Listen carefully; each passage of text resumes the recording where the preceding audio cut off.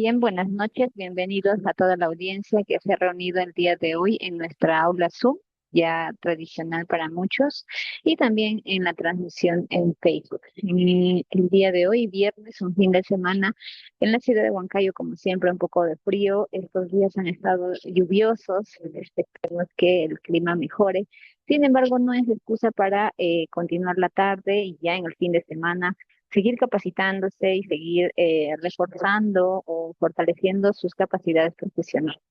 Y nuestro aliado estratégico, la SUNAT, nos va a dar una capacitación el día de hoy en el tema de determinación del impuesto a la renta 2025 empresas. Sí, hoy día viernes 30 nos acompaña Cintia del Pilar Rafael Ascensión, funcionaria de SUNAT, que va a desarrollar este tema a lo largo de 45 a una hora, 45 minutos a una hora. En la parte final, como siempre, vamos a ceder los permisos para que pueda realizar sus consultas.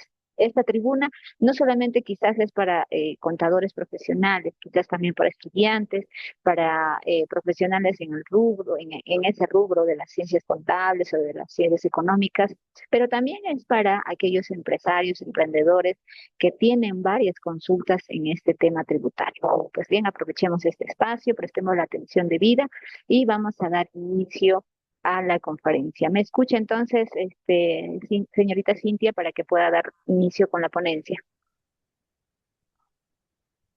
Buenas tardes con todos. Muchas gracias por la bienvenida y a la vez muchas gracias por participar de esta charla que es muy importante, que ya se acerca a las declaraciones anuales del año 2025.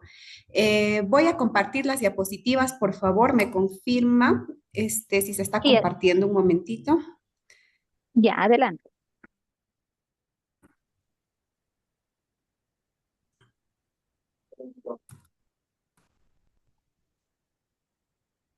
Listo, sí se ve la pantalla. Sí, No lo escuchamos.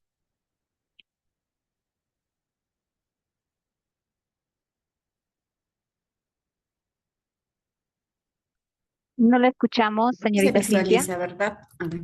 Sí se visualiza. ¿Está bien? Listo. Iniciamos en este caso con respecto a la charla de la renta anual 2025. De nuevo, bienvenidos a todos de esta charla virtual de la renta de tercera categoría, el formulario virtual 710.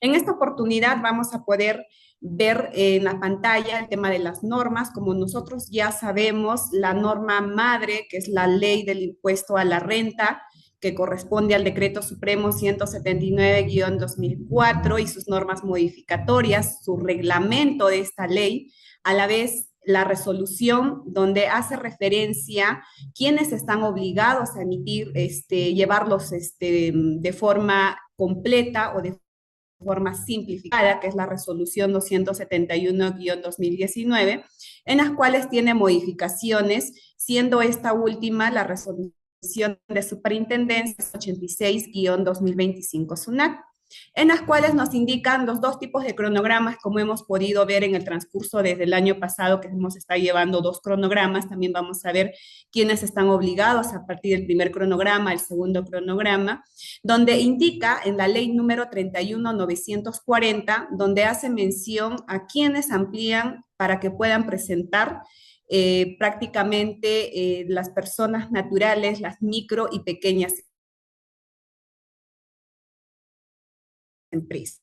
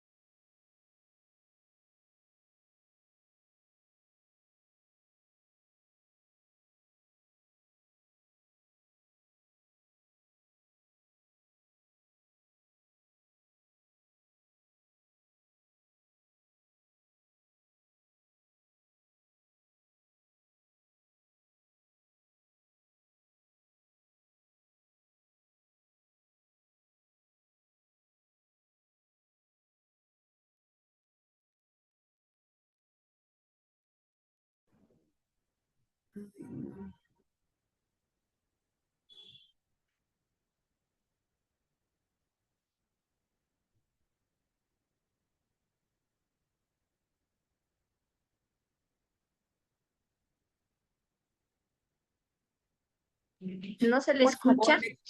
me confirma, creo que se me ha ido la señal, creo que voy a apagar la cámara para que solamente se escuche el audio. Ahora me logran escuchar, por favor. Sí, esto no lo escuchar, también se ve su pantalla. Ya, entonces sin cámara lo voy a hacer porque creo que me se está yendo la señal. Ya.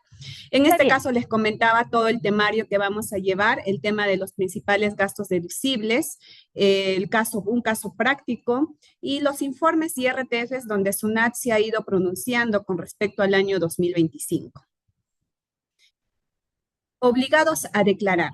¿Quiénes son los principales obligados a declarar? Lo primero que tenemos que determinar nosotros es que si hemos generado ganancias o pérdidas. En este caso, ¿cómo determinamos que se haya generado alguna ganancia? Quizás con algún ingreso, pérdidas que probablemente tengamos más gastos que corresponde a un ingreso. Entonces tenemos que evaluar todo ello para poder verificar si corresponde o no la declaración, porque no solamente vamos a declarar para determinar deuda, también podemos declarar o vamos a declarar para determinar una pérdida. Durante todo el año o parte del año 2025 esté en el régimen MIPE o régimen general. También están obligados a presentar la declaración anual todas las empresas que realizaron operaciones grabadas con el ITF por efectuar el pago de más del 15% de sus obligaciones sin utilizar dinero en efectivo o medios de pago a que se refiere la ley de bancarización, como por ejemplo indicamos las compensaciones, ¿no? No utilizamos un medio de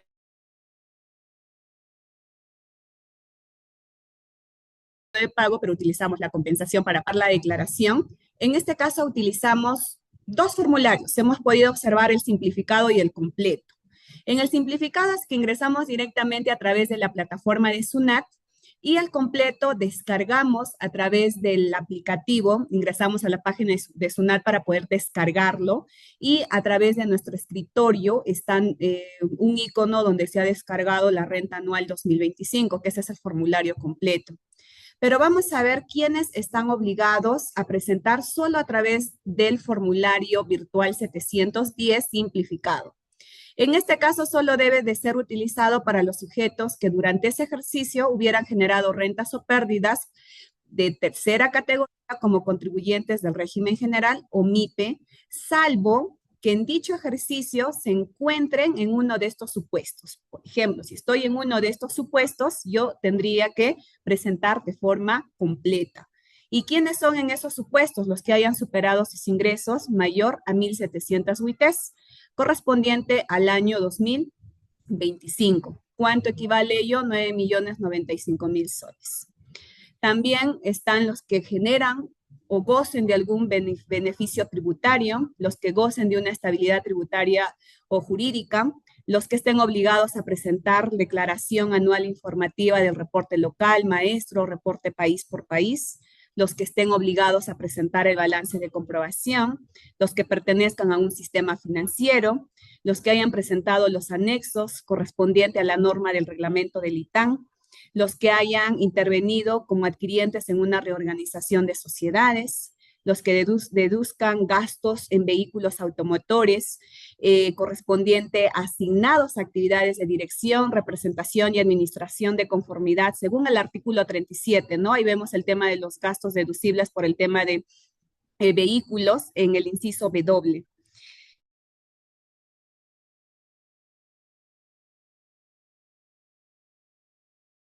También están los que hayan realizado anteriormente, los que deduzcan los créditos abonados por distribución de dividendos, utilidades, con respecto a la norma del artículo 88 del inciso F.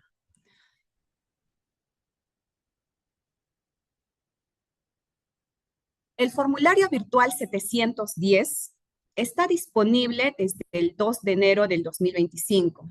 En este caso, ambos formularios, tanto el simplificado como el completo. Entonces, nosotros podemos ya presentar nuestras declaraciones a partir del 2 de enero del 2025, en las cuales no hay necesidad de esperar a la última fecha para realizar esas declaraciones. Pero Hay novedades que son muy importantes, que se han habilitado ciertas casillas, que también lo vamos a ver a través de esta charla, en las cuales nos va a ayudar y nos va a permitir ver más información. Por ejemplo, una de las novedades es la implementación de los datos de la NIF para el año 2025.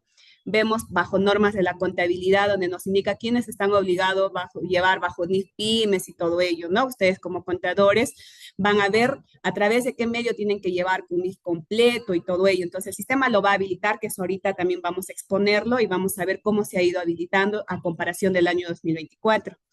También se ha habilitado una casilla, que es la 351, que corresponde al impuesto a la renta como ingreso. Se ha habilitado la casilla 490, el impuesto a la renta como gasto. Se ha también habilitado la casilla número 108 como arrastre de pérdidas, que también lo vamos a poder ver porque en el año 2020 sabemos muy bien que las pérdidas nos indicaba por caso excepcional bajo norma por pandemia 5 años, pero ahora son 4 años. Entonces se ha habilitado que sean esos 5 años porque todavía podemos utilizar en ese plazo. También los datos del contador para el periodo 2025. Viene sin datos. Esto sí se tiene que rellenar. Tienen que ustedes rellenar los datos de quién está haciendo la declaración. También se va a habilitar un mensaje de vencimientos donde nos va a indicar cuál es nuestro cronograma o cuál es nuestra fecha máxima como informativo, de modo informativo. Con respecto a la información personalizada del formulario 710, en este caso se va a habilitar a partir del 16 de febrero. ¿Qué quiere decir? Que de forma automática, según lo que SUNAT obtiene en sus bases de datos, como una información referencial, siempre tener en cuenta, porque ustedes tienen la opción de poder modificar. Entonces, SUNAT les va a dar esa opción referencial como el saldo a favor, los pagos a cuenta, las retenciones del impuesto, el ITAN efectivamente pagado que no haya sido aplicado como crédito contra los pagos a cuenta del impuesto. Entonces, todo esto va a ser de información referencial, pero de forma automática, pero a partir del 16 de febrero. Es decir, que si ustedes ingresan ahora, no va a aparecer ningún dato, pero ya lo pueden declarar, sí, sin necesidad de esperar al 16 de febrero. Pero si ustedes desean que SUNAT les brinde la información referencial, a partir del 16 de febrero se puede verificar.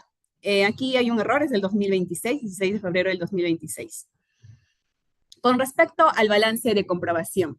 El balance de comprobación prácticamente nos representa para poder verificar que haya una equivalencia entre las sumas del debe y el haber, del libro diario y el libro mayor.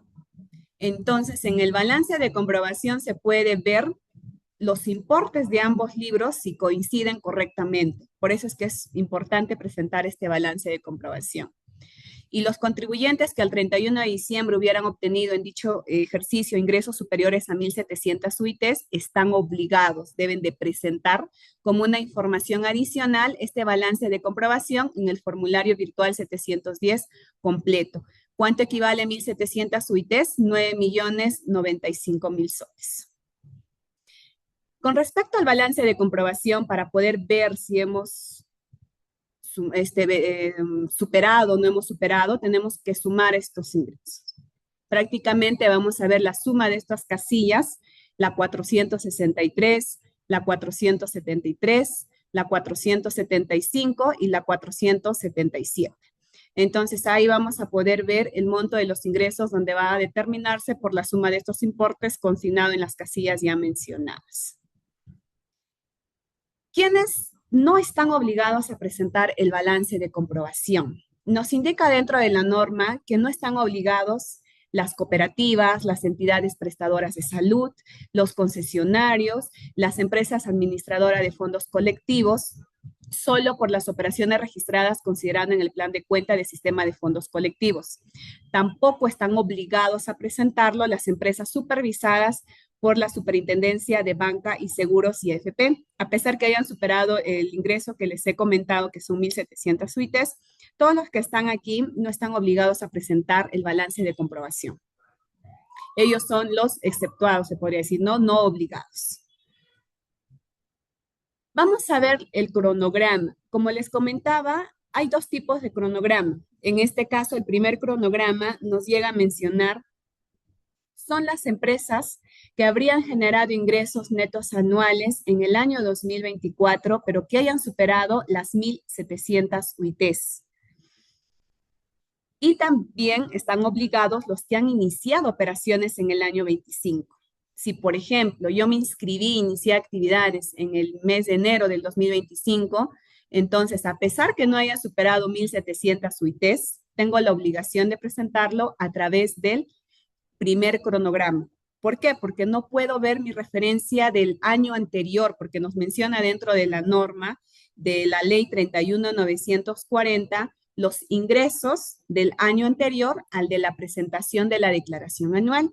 Si yo voy a presentar del año 2025, los ingresos van a ser del año 2024, si yo tengo que verificar si ha superado o no las 1.700 UITs. Tampoco, o bueno, también están obligados a presentar por este medio, en este caso, los que efectivamente hayan superado este límite y a la vez, en este caso, fuera de ello, nos menciona que están en estos grupos económicos los referidos en el numeral 3 de la norma, que es la ley número 31.112, la ley que establece el control previo de operaciones de concentración empresarial. En este caso, se encuentran fuera de este ámbito de aplicación, en las cuales nos indica en la ley 31.940, las cuales hace referencia a quienes están obligados a llevar este cronograma. Es la ley donde nos indica que amplía este plazo para la presentación, pero para los que no hayan superado las 1.700 UITs. Es decir, y en conclusión podríamos decir, los que han generado ingresos mayor a 1.700 UITs del año 24 y los que han iniciado operaciones el año 2025. Y dentro de ello hay un límite, hay una exclusión, ¿no? Donde nos menciona quiénes están fuera del ámbito de aplicación. En el segundo cronograma podemos ver que prácticamente inicia desde el 27 de mayo hasta el 10 de junio. Prácticamente son las empresas que no habrían superado las 1.700 UITs o los que ya están fuera del ámbito de aplicación de la ley 31.940. Entonces, si yo inicié actividades en el año 25, yo estoy obligado a llevar a través de este cronograma que inicia el 13 de abril. Si yo inicié el año 2024, entonces tengo que verificar si mis ingresos han superado las 1.700 UITs o no han superado las 1.700 UITs del año 2024. Entonces tengo que verificar esa información. Las tasas del impuesto. Esto va a depender bastante en qué régimen se encuentra. Régimen MIPE tributario o régimen general. Como nosotros sabemos y de forma mensual, el pago a cuenta que se realiza es del 1%, siempre y cuando mis ingresos son hasta 300 UITs. Si yo supero las 300 UITs hasta 1.700 UITs, ya aplico el 1.5% o el coeficiente el que sea mayor. En caso de la declaración anual para la determinación del impuesto, tengo que ver las ganancias. Si yo tengo ganancias hasta 15 UITs, pago el 10%. Y sobre el exceso de las 15 UITs, recién pago el 29.5%. Al que el régimen general no tiene ese beneficio, ¿no? Nosotros vemos que no tiene esas escalas. De frente pago de forma mensual como pago a cuenta el 1.5% o el coeficiente. En caso de la declaración anual, pago el 29.5% con respecto a mis ganancias, donde tampoco voy a ver las escalas, ¿no? De cuánto de ganancias tengo, si tengo hasta 15 UITs o más de 15 UITs, no lo veo aquí, que tiene ese beneficio el régimen MIPE tributario. La UIT del año 2025 es de 5.350.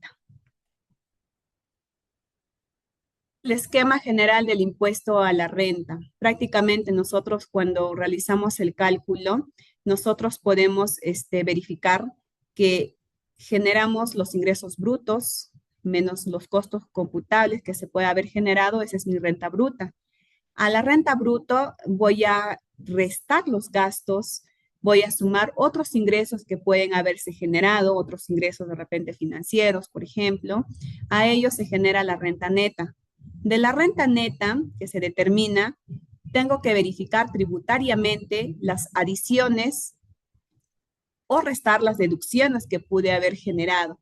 Para ello vamos a ver la ley donde indican el artículo 37, ¿no? El tema de los gastos, hasta qué límite yo tengo para poder deducir mi gasto. También aquí ya se resta las pérdidas tributarias compensables, a ello es la renta neta imponible, que puede ser renta neta o puede ser pérdida. A ello recién se calcula lo que corresponde al impuesto resultante, bajo el esquema que hemos visto anteriormente, y se resta todos los créditos, ¿no?, que se hayan generado. Y ese es el impuesto a la renta por regularizar o puede generar también un saldo a favor del contribuyente.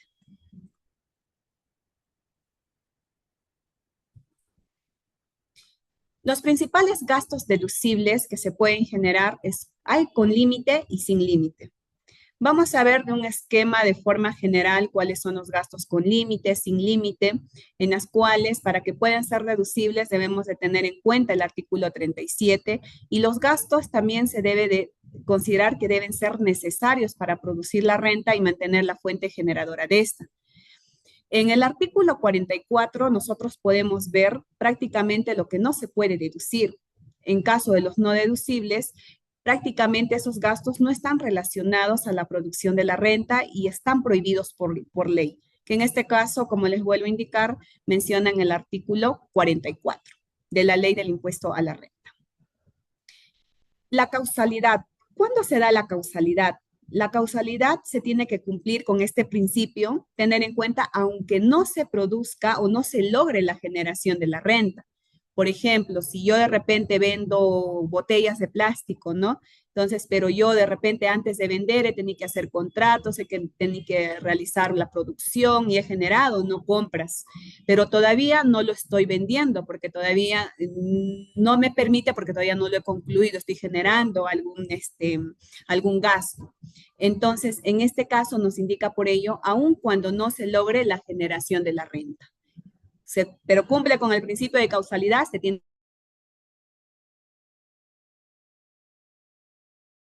que ver que cumpla con el principio de causalidad la generación de rentas grabadas para mantener la fuente y generar ganancias de capital. Para ello se tiene que cumplir estos tres criterios, ¿no? De normalidad, razonabilidad, generalidad. ¿Dónde lo menciona ello? Prácticamente esto lo expresa, está indicando en el primer y último párrafo del artículo 37 de la ley del impuesto a la renta. Vamos a ver prácticamente aquí principalmente los gastos deducibles que sí generan límite. En este caso, por ejemplo, lo que corresponde al interés por deuda, ¿no? Donde nos menciona que hay un cierto límite, y esto lo menciona en el inciso A del artículo 37 y el inciso A del artículo 21 del reglamento, donde nos menciona que no son deducibles los intereses netos en las partes que excedan al 30% del EBITDA del ejercicio anterior.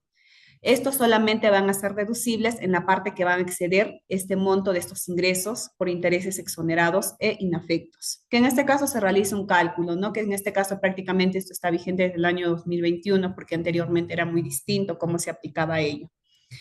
En caso de el gastos de movilidades de los trabajadores, nos indica que estos gastos siempre tienen que estar sustentados con planilla y no van a poder exceder por cada trabajador del importe diario equivalente al 4% de la remuneración mínima vital.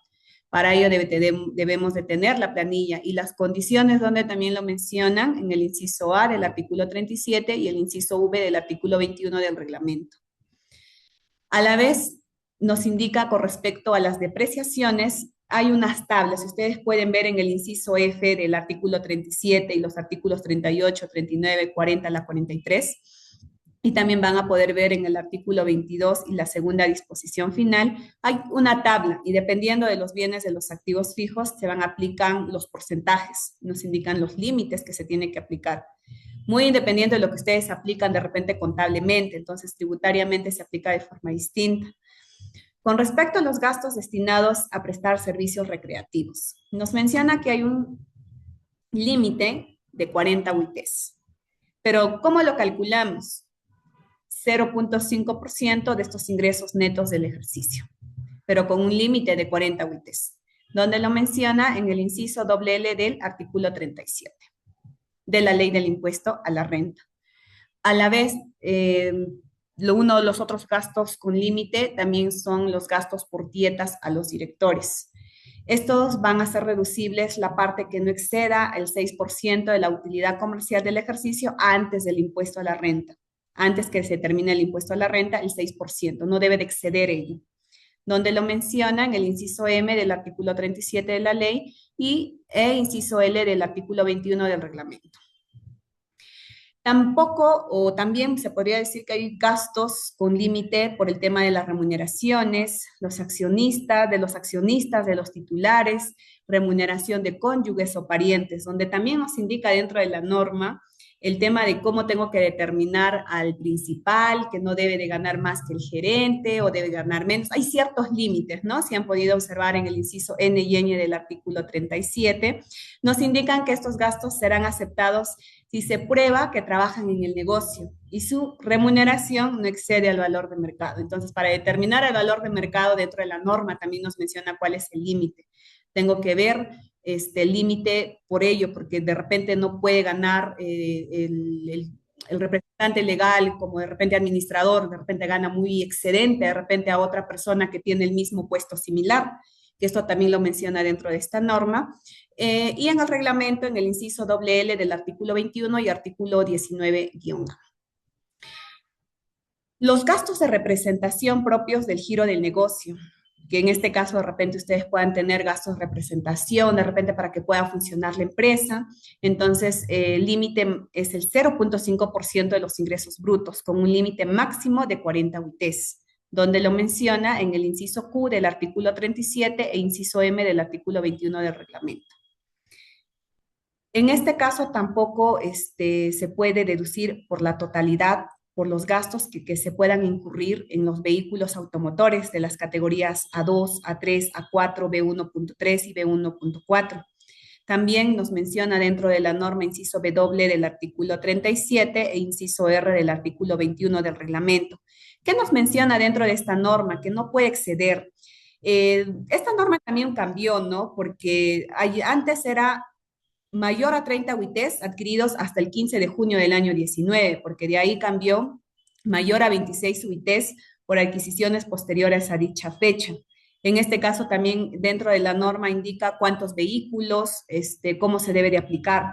Entonces también debemos de verificar que no debe de superar el monto que resulte de aplicar el total de estos gastos realizados por dichos conceptos y el porcentaje que se obtenga de relacionar los números de vehículos automotores de las mencionadas categorías, que según la tabla que indica en la norma, otorguen derecho a la deducción. ¿Ya? Entonces hay que verificar ello y dentro de la norma nos menciona que se excluye el costo de adquisición, el patrimonio mayor a 30 UITs, adquiridos hasta el 15 de junio del 2019 o mayor a 26 UITs por adquisiciones posteriores a dicha fecha, con el número total, claro está, de los vehículos que mantiene la empresa en posesión, en propiedad. También existen límites para el gasto por concepto de donaciones. También se tiene que cumplir con ciertos requisitos para que se pueda deducir el gasto por donación.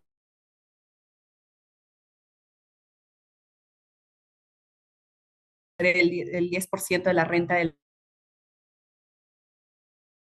También se puede deducir hasta un cierto límite correspondiente a pérdida de valor de retorno ocurrida en los fideicomisos de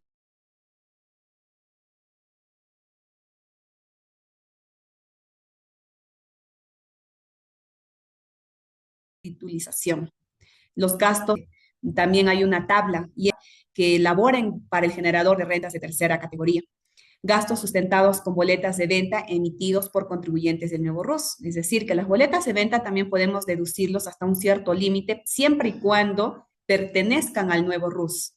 ¿Qué importe nos menciona? El 6% de los montos acreditados con comprobantes de pago que otorguen derecho a deducir el gasto, ¿no? Pero tiene que estar anotados en su registro de compras, pero con un límite de 200 UITs. Entonces, es el límite máximo que yo tengo para poder deducir las boletas de venta emitidos por contribuyentes del nuevo RUS. De igual forma, existen límites para los gastos por viáticos, porque en este caso, dependiendo del destino, también dentro de la norma del inciso R del artículo 37, menciona destinos y cuáles son los límites. Si va a un lugar, ¿cuánto es el límite, no?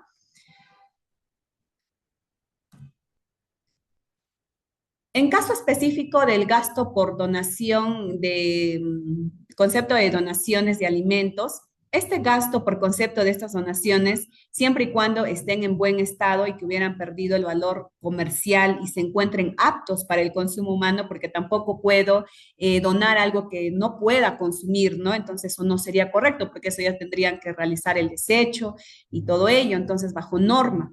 Entonces, en este caso, y siempre y cuando se realicen en las entidades perceptores de donaciones. Para yo ser perceptores de donaciones, debo de tener una resolución y a la vez, si es que soy una entidad privada, debo de tener la resolución de aceptación de la exoneración del impuesto a la renta en caso de entidades privadas, por ejemplo. A la vez, así como los gastos necesarios que se encuentren vinculados a dichas donaciones. ¿Cuánto es el límite que yo tengo para poder deducir? No debe de exceder el 1.5% del total de las ventas netas de alimentos del ejercicio que realice el contribuyente. En este caso lo menciona en el artículo 37 de la ley, el inciso X.1 y el inciso S1 del artículo 21 del reglamento. En gastos deducibles que ya no están sujetos a límites, también se tiene que ver el tema, por ejemplo, de la generalidad. Por ejemplo, si yo doy, de repente brindo a los cumpleaños cierta a trabajadores, entonces para todos los trabajadores yo lo tengo que hacer. En caso, por ejemplo, de gastos de beneficios sociales, en caso de gastos de recreativos, entonces tiene que cumplirse con ciertos criterios también, ¿no? Como hemos visto el tema de la generalidad. Ahora, por ejemplo, aquí estos gastos permitidos, podemos observar también que aquí está la base legal para que puedan ver, darle lectura a ello, como las primas de seguro, los gastos de cobranza, gastos de organización, provisiones para beneficios sociales, pensión de jubilación, gastos de contribuciones para el tema de recreativos, culturales, educativos, gastos de exploración, las regalías, los importes de los arrendamientos, los desmedros, entonces, pero hay que cumplir con ciertos requisitos para que se pueda determinar como un gasto deducible, que no estarían sujetos al límite mientras cumpla con lo que indica en la norma. De igual manera, hay gastos que están sujetos exacto a condiciones. Entonces, yo tengo que cumplir con ciertas condiciones para que pueda ser deducible en cierto año.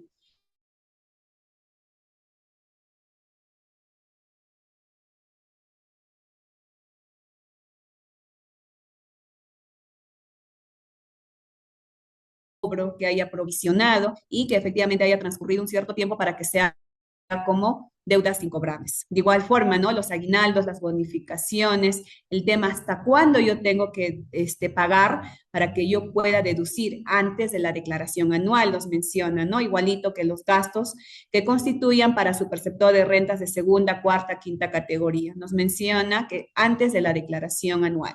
Entonces, si yo lo pago antes de la declaración y ha sido provisionado, efectivamente puedo deducir ese gasto. Pero si ha sido de repente posteriormente, ya no, pues no, para ese año, para el año 2026, recién tendría que utilizar ese gasto.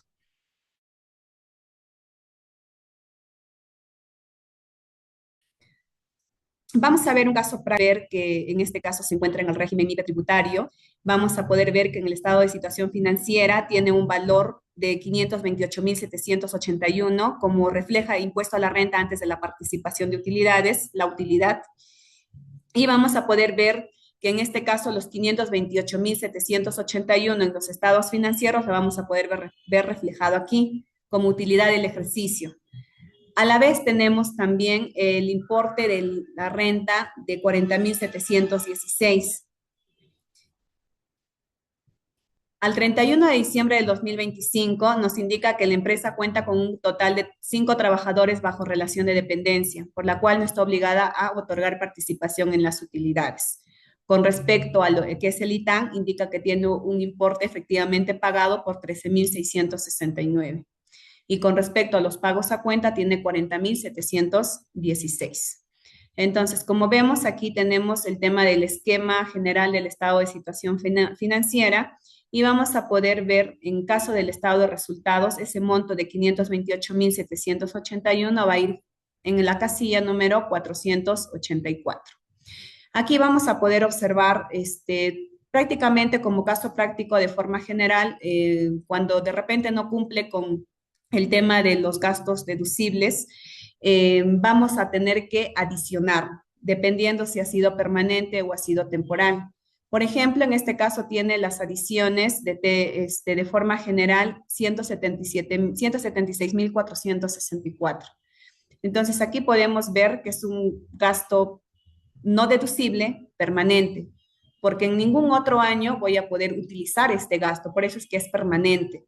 Entonces, por ejemplo, la compra de combustible, no estoy cumpliendo con los requisitos que me indican norma porque no consignan el número de la placa, no va a ser un gasto y va a ser permanente porque en otro año o el próximo año tampoco lo voy a poder utilizar, al igual que otros gastos que de repente no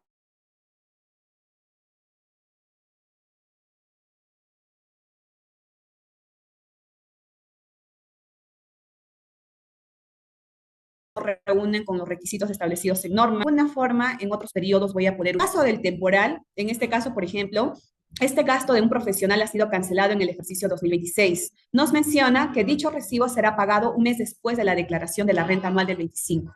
Entonces ya no lo voy a poder utilizar para el 25, pero sí para el 26. Entonces, en este caso va a ser un gasto no deducible temporal. Entonces voy a adicionar temporalmente, porque sí lo puedo utilizar para el próximo año, para el año 26. De igual manera, en este caso tengo el tema de trabajadores con discapacidad, ingresos de dividendos y también el tema de la depreciación acelerada, ¿no? Que en este caso temporal. En este caso son los gastos deducibles. Con respecto al enunciado sobre el pago del ITAN, el pago del ITAN, por ejemplo, tengo mi total activo neto actualizado de 4.405.000. Entonces, ¿cómo yo calculo? Tengo que llegar a calcular correspondiente a ello sobre el exceso de 1.000.000. ¿Cuánto es el impuesto que se paga? El 0.4%. ¿Cuánto es el exceso? 3.417.155. De esto, el cual 0.4% es 13.669. Y dentro del denunciado nos menciona que sí lo ha pagado, ¿no? Dentro de sus 9 cuotas. Entonces, como lo ha llegado a pagar, aquí podemos visualizar el pago total de todo el ITAM, los 13.669. Y aquí está la suma de todo lo que corresponde, los 40.716, que ha sido el impuesto resultante. Y este es el impuesto que ha ido pagando. Este es correspondiente al detalle de los pagos a cuenta del impuesto a la renta. Entonces, yo tenía 528.781 soles, correspondiente a mi utilidad antes del impuesto. Voy a adicionar los 176.464 porque en este caso no son deducibles. Y tengo deducciones de 51.217. Prácticamente esta es mi renta neta imponible. De esto se tiene que calcular el impuesto a la renta y decía dentro del enunciado que estoy en el régimen MIPE tributario. Entonces, ¿cómo lo calculo? Por 15 UITs voy a pagar el 10%. ¿Cuánto es 15 UITs? 15 por 5.350 equivale a 80.250. De estos 80.250 voy a pagar el 10%. ¿Cuánto es el 10%? 8.025. Sobre el exceso, resto prácticamente 654.028 menos 80.250, que equivale a 573.778, y de esto calculo el 29.5%. ¿Cuánto equivale el 29.5% de esto? 169.265. Y en este caso, la suma de ambos equivale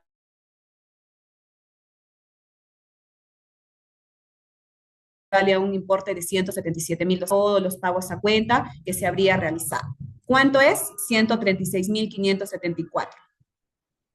Entonces, los 40.716 es lo que está aquí, es lo que hemos podido observar, ¿no? Que en este caso es la suma de todo esto, de tanto los pagos del ITAN como el impuesto pagado, ese es el impuesto resultante en total.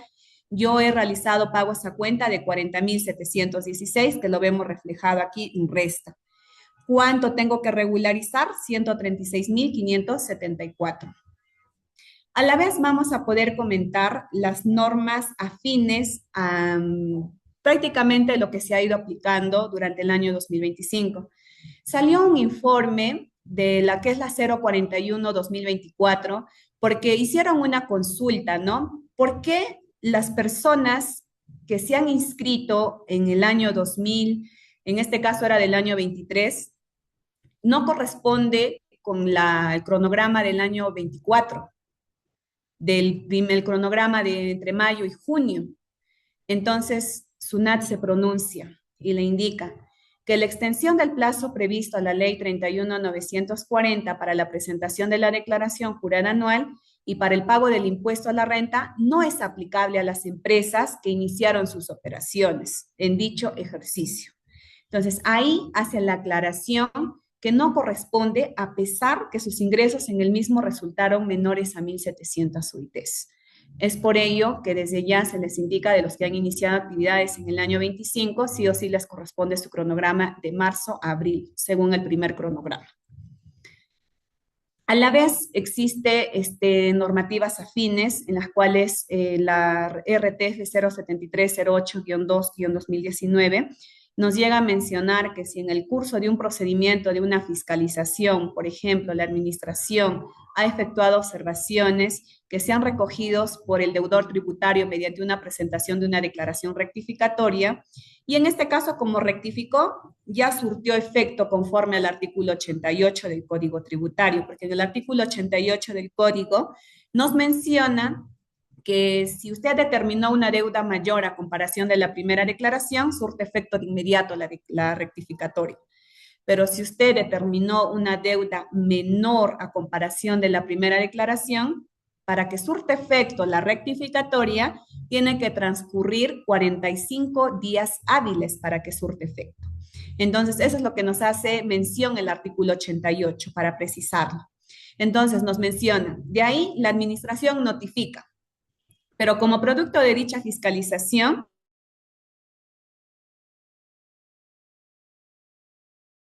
resolución de determinación en la cual dicha declaración jurada rectificatoria, en las cuales esas observaciones no se van a constituir como reparos. ¿Por qué? Porque yo ya lo rectifiqué. Entonces, indica ahí, no constituyen reparos efectuados por la administración y por lo tanto no son susceptibles de controversia.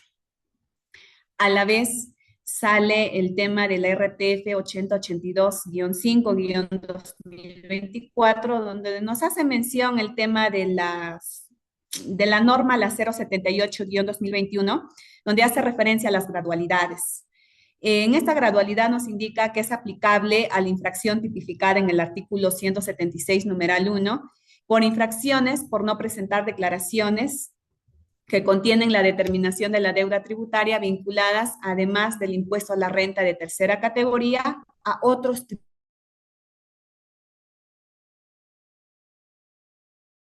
tributos del impuesto a la renta. Es decir, que corresponden a renta IGB, sino también corresponde para otro tipo, ¿no? Que corresponde, por ejemplo, al PDT-PLAME. Entonces, también me puede aplicar esta resolución 078-2021 mientras esté dentro de los plazos establecidos que indica la norma.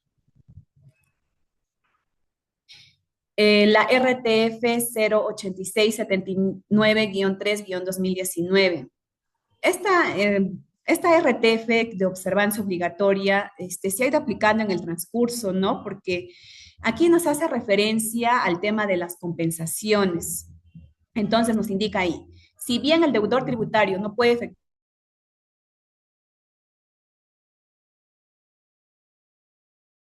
efectuar la compensación automática del pago a cuenta de dicho impuesto, ello no implica una prohibición para solicitar de parte de la administración que efectúe la referida compensación, donde menciona correspondiente a la compensación en el artículo 40.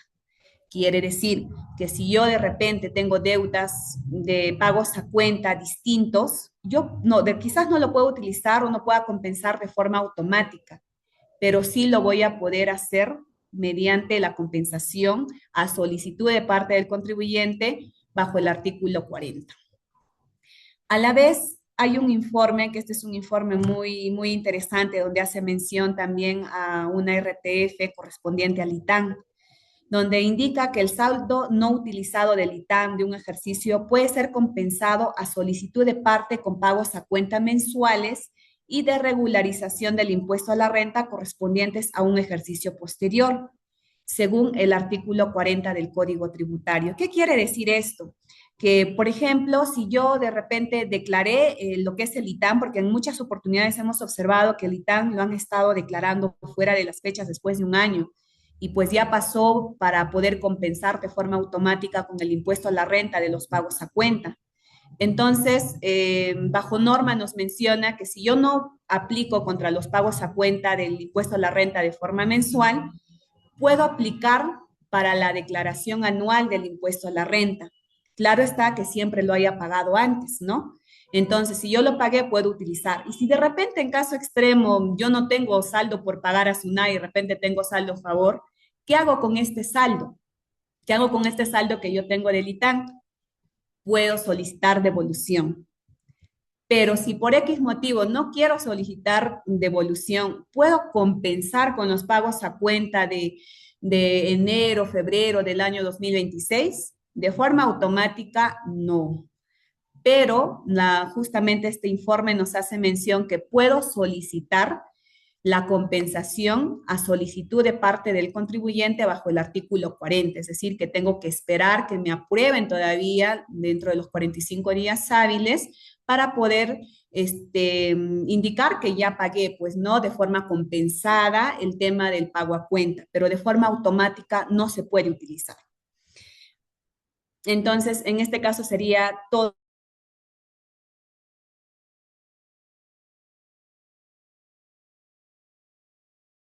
correspondiente a la exposición, si tiene que ser a través del chat, entonces lo consulta.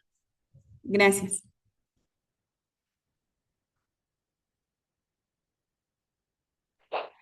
Muchas gracias a usted, señorita Cintia. Más bien vamos a invitar a los participantes a que realicen sus preguntas. Pueden escribirlas al chat, así como también pueden levantar la mano para que se les habilite el micrófono y puedan pues, realizar su aporte, su consulta, su intervención. También vamos a recibir las preguntas de nuestra transmisión de Facebook. Tenemos cerca de 70 participantes en la sala. En el chat leo una pregunta. Romero Ingeniería Contable Consulta. No sé si ya lo atendió nuestra ponente, pero vamos a leerlo.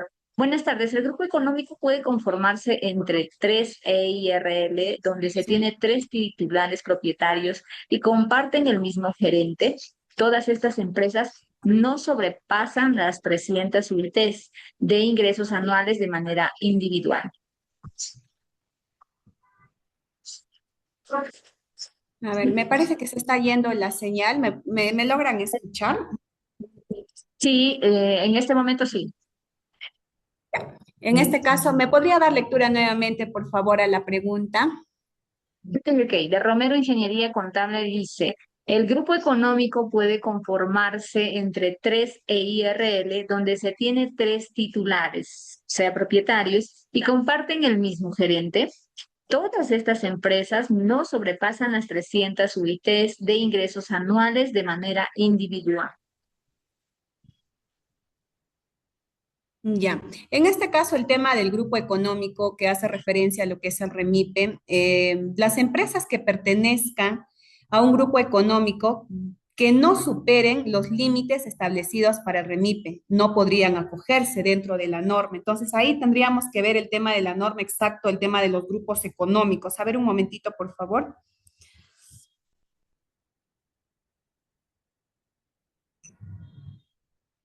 Dentro de la norma nos llega a mencionar que dentro del grupo económico, dentro del Perú, es un conjunto de, prácticamente puede ser de dos o más empresas que pueden ser nacionales, pueden ser extranjeras, vinculadas, donde se puede ejercer el control sobre otras o estén bajo la unidad de decisión común, nos menciona dentro de la norma, que pueden ser personas naturales, que pueden ser personas jurídicas.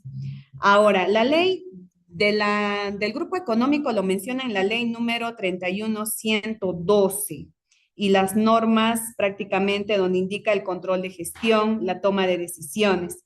Ahora, dentro de ello veo en la pregunta que hace, todas estas empresas no sobrepasan las 300 UITs de los ingresos anuales de manera individual. Ahora, dentro del grupo económico a la vez hace mención que corresponde a ello, entonces debemos de verificar.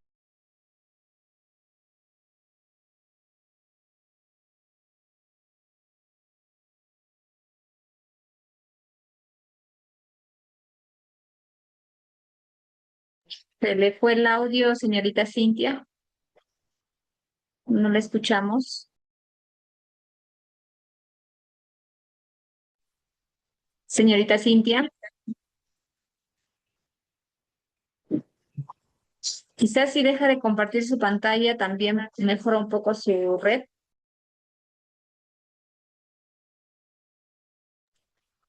Bien, parece que, a ver, ahí está.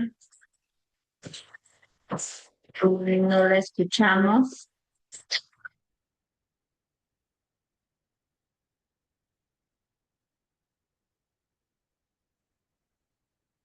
A veces estos problemas de la conectividad nos falla un poco, siempre es una deficiencia de esta modalidad virtual, ¿no? En tanto, vamos a ver, creo que hay más consultas mientras nuestro ponente va recuperando el audio. Ya, de contadora Mónica, sobre la asistencia, el requisito para su certificación es realizar su inscripción en el enlace. Se ha enviado un link de inscripción para este evento, tiene que registrarse ahí. Por si acaso voy a copiarlo en el chat para que aquellos que no se han inscrito y quieran tramitar su certificado no tengan inconvenientes. A ver, nuestra ponente ya puede habilitar su micrófono, por favor.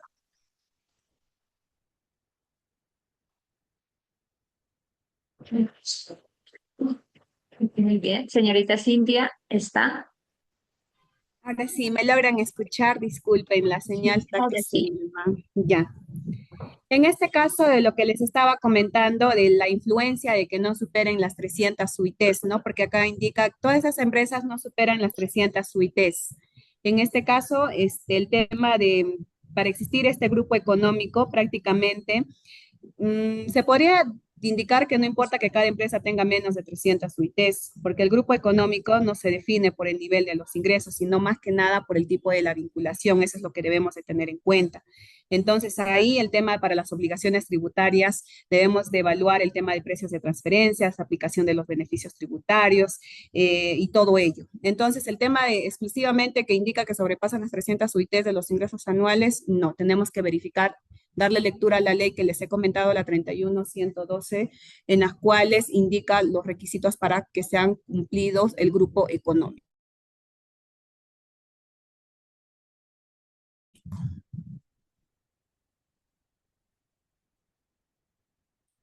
A ver, tenemos una consulta más.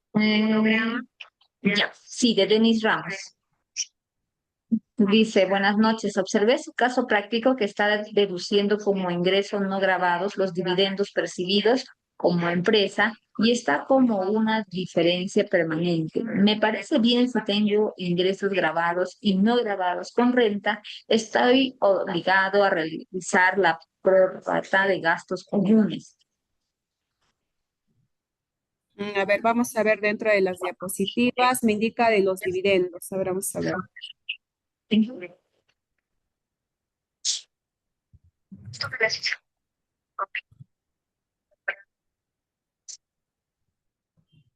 Ya, aquí veo dentro del ejercicio de los ingresos dividendos, ¿no? Nos menciona que dentro de ello, por ejemplo, durante el ejercicio 2025 ha percibido 28.200 por dividendos de una inversión de empresa tal, en las cuales nos indica que la deducción, porque acá esta es deducción, el tema de 28.200. Entonces, esto es el tema de las deducciones. Entonces, esto de aquí, lo que hemos visto al inicio, es el tema de la adición. Entonces, lo de aquí es un tema de deducción. Entonces, no son adiciones, son deducciones. Entonces, aquí nos indica que en este caso, como son ingresos por dividendos que han generado otro tipo de ingresos, entonces se está sumando, ¿no? Correspondiente a ello, porque es prácticamente un ingreso. Por eso es lo que estamos viendo aquí en la parte Mm, aquí no. Ajá, sí, aquí nos estamos indicando las adiciones, lo estamos sumando porque efectivamente estos no son gastos. Entonces, por eso es que estamos indicando menos las deducciones, que en este caso es 51.217 correspondiente a la otra diapositiva.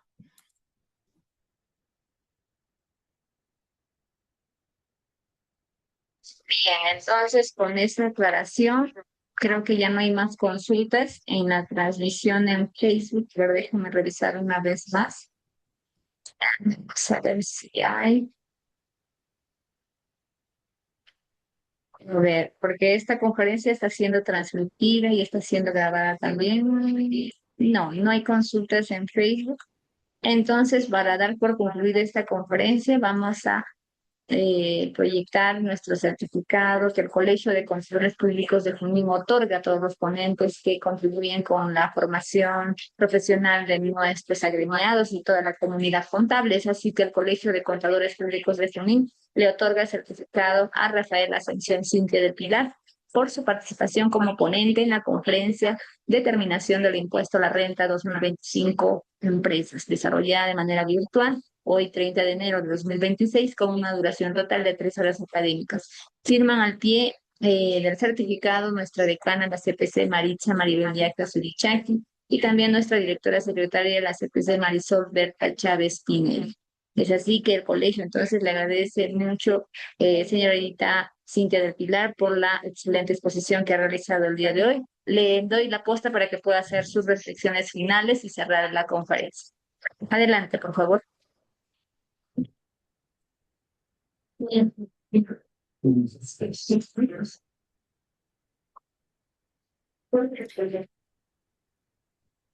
muchas Señorita gracias. Cintia del Valle. Sí, sí, la Sí, escucho. la Sí. escuchamos.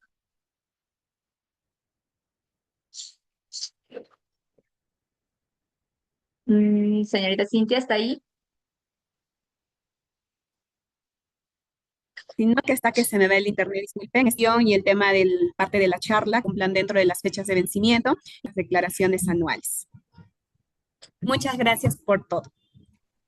Gracias a usted, gracias a nuestros participantes. Mañana vamos a estar compartiendo la agenda de la siguiente semana. No se olviden que el lunes empieza el curso de inteligencia artificial aplicada a la investigación científica. Vamos a empezar, ese curso es gratuito, empezamos el lunes a las 6 de la tarde. Estaremos enviándoles igual la información por nuestros canales. No se olviden de agregarse al canal de WhatsApp, seguir nuestras redes sociales, escribirnos al número de eventos al 997-680-429. ¿Sí? Estamos para atenderlos. Nos vemos en una próxima oportunidad. Muchas gracias.